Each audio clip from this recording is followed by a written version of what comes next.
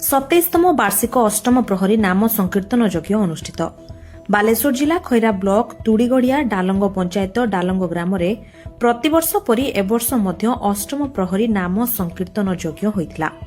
ଏବର୍ଷ ମଧ୍ୟ କଳସ ଶୋଭାଯାତ୍ରା ଗାଁ ପରିକ୍ରମା କରିଥିଲା। 1999 ମସିହା ଡିସେମ୍ବର 31 ତାରିଖ ଦିନ ଆରମ୍ଭ ହୋଇଥିଲା ଏହି ପର୍ବ। ଆଜକୁ ଏହି ଅଷ୍ଟପ୍ରହରୀ ନାମ ସଂକୀର୍ତ୍ତନ ଯଜ୍ଞ ପ୍ରାୟ 27 ବର୍ଷ ଧରି ଡାଲଙ୍ଗ ଗ୍ରାମବାସୀ ପାଳନ କରିଆସୁଛନ୍ତି।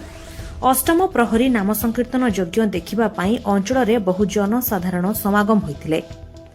ଏହି ନାମ ସଂକୀର୍ତ୍ତନ ଯଜ୍ଞ ବାବା ମାଧବାନନ୍ଦ ଜୀଉଙ୍କ ତତ୍ତ୍ୱାବଧାନରେ ଅନୁଷ୍ଠିତ ହୋଇଥାଏ। ହଜାର ହଜାର ଜନସାଧାରଣ ହରିନାମ ଜପି ନିଜକୁ ସମର୍ପିତ କରିବା ସହ ସମସ୍ତଙ୍କ ପାଇଁ ପ୍ରସାଦ ସେବନ କରିବାର ବ୍ୟବସ୍ଥା ମଧ୍ୟ ହୋଇଥିଲା। ଅଷ୍ଟମ ପ୍ରହରୀ ନାମ ସଂକୀର୍ତ୍ତନ ଯଜ୍ଞରେ ରଫେଦପୁର ଦଳ, ଜହ୍ନିଆପଦା ଦଳ, ଗଣ୍ଡିବେଡ଼ ଦଳ 3 ଦଳ ଅଂଶଗ୍ରହଣ କରିଥିଲେ। ହେଲେ ସବୁଠୁ ଆଗରେ ଅଛି ରଫେଦପୁର ଦଳ। ଏହା 31 ତାରିଖ ଦିନ ଆରମ୍ଭ ହୋଇ 2 ତାରିଖ ଦିନ ଶେଷ ହୋଇଥାଏ। ଅଷ୍ଟମ ପ୍ରହରୀ ନାମ ସଂକୀର୍ତ୍ତନ ଯଜ୍ଞ 3 ଦିନ ଧରି ଚାଲିଥାଏ।